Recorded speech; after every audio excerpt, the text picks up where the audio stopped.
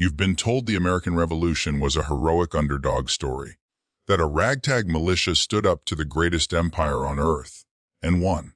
But what if that's not the whole truth? What if Britain let America go? Not because they lost, but because they had something far bigger in mind. Before we dive in, if history like this fascinates you, hit that subscribe button and drop a like to help us uncover the truths they never teach in school.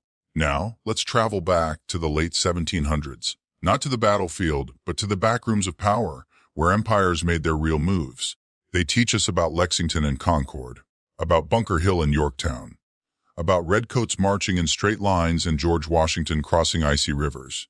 But they don't tell you what was happening in London, in Parliament, in East India House, in secret merchant circles, where the real decisions were made. Because here's the truth most textbooks leave out: by the time George Washington was celebrating victory, Britain wasn't just licking its wounds. It was pivoting, strategically, globally. And the American colonies, they were just a small piece of a much, much larger imperial puzzle. Let's rewind. 1763. The 7 Years' War just ended. Britain emerged victorious, but deeply in debt. They had just fought the most expensive war in their history, not just in North America, but across Europe, the Caribbean, India, and West Africa. The war nearly doubled Britain's national debt. Interest payments were swallowing half the government's budget. The crown needed revenue. And fast, so they turned to the colonies. Stamp Act, Sugar Act, Townshend Acts, Tea Act. Each one was a desperate move by Parliament to get the colonies to pay their fair share for empire defense. But the backlash was massive. Colonists cried tyranny. No taxation without representation. Riots. Boycotts. Boston Tea Party revolution was brewing. But here's where it gets interesting. Was Britain truly unaware of the consequences? Hardly. Britain had over 13 million subjects in India. The East India Company controlled more wealth there than all the American colonies combined. Caribbean sugar plantations were bringing in exponentially more profit. And global trade routes, especially with China, were opening up a new age of imperial riches. The American colonies, they were expensive to defend, hard to control, and constantly resisting British policies. Many in Parliament began asking, are they worth it? There's something else. The British elite had a theory, one not often spoken aloud but very real in economic circles. It was called the Free Trade Empire. What if, instead of clinging to colonies through military force, Britain could dominate through economics? Let rebellious colonies go, but ensure they remain economically dependent. Keep trade strong, investments flowing, financial systems connected. In short, lose the flag, keep the money. It wasn't defeat, it was strategy.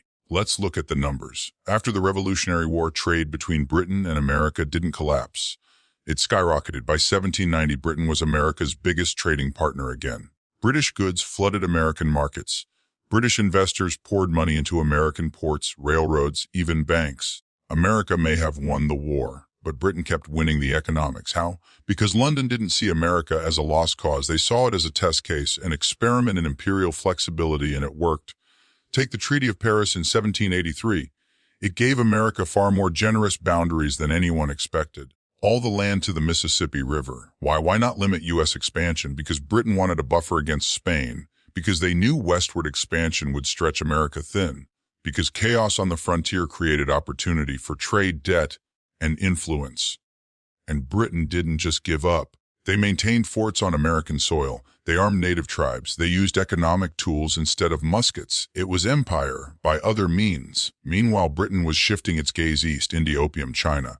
The wealth of Asia dwarfed anything the American colonies could provide. By the early 1800s, British imperial profits from Asia exploded. Their empire transformed into the first truly global capitalist machine. Losing America, a small price to pay. In fact, some historians now argue the American Revolution helped save the British Empire. It allowed them to offload a costly colony and double down on places that made them richer than ever before. But there's another layer. The revolution didn't destroy ties between America and Britain. It rebranded them.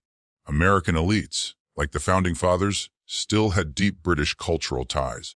They read British philosophy, copied British legal systems, modeled government structures on the British Parliament, and many of them, Jefferson, Hamilton, Adams, understood that independence didn't mean separation from British influence.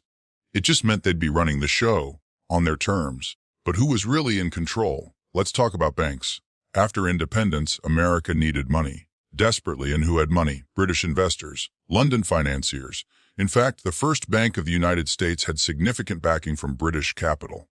Even in freedom, the economic umbilical cord remained, and by the War of 1812, when Britain once again fought America, they didn't invade to recolonize.